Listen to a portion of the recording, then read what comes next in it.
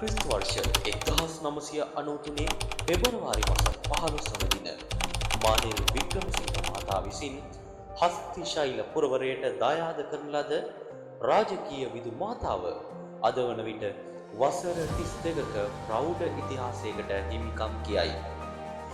ශ්‍රමයෙන් ශක්තියෙන් ජයගමු යන ආදර්ශ පාඨයෙන් යුතුව දයට දැනුමෙන් සුපෝෂිත දරු පරපුරක් දායාද කරමින් ඉතා කෙටි කලකින් පලා සමස්ත ලංකා සහ ජාතික මට්ටමේ ජයග්‍රහණ රැසකට හිමිකම් කීමට මෙන්ම ඇතුගල් පුරවරයේ ප්‍රධාන පාසල් අතරින් ප්‍රධාන පෙළේ මිශ්‍ර පාසලක් බවටද පත්වීමට හැකියාව ලැබී ඇත.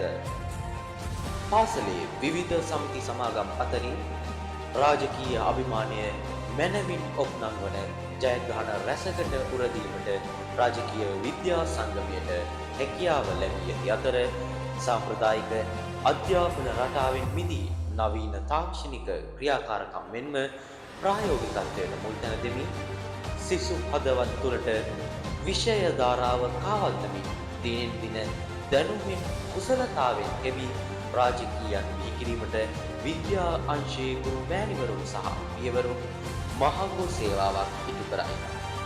සෑම වසරකම දිවයින පුරා විශ්වවිද්‍යාල කරා ඉතා විශාල රාජකීය ප්‍රමාණයක් පිය නැගීමට හැකියාව ලැබී ඇත්තේ මෙම නිහඬ ගුරු පවුරේ කැපවීම නිසා වෙනි.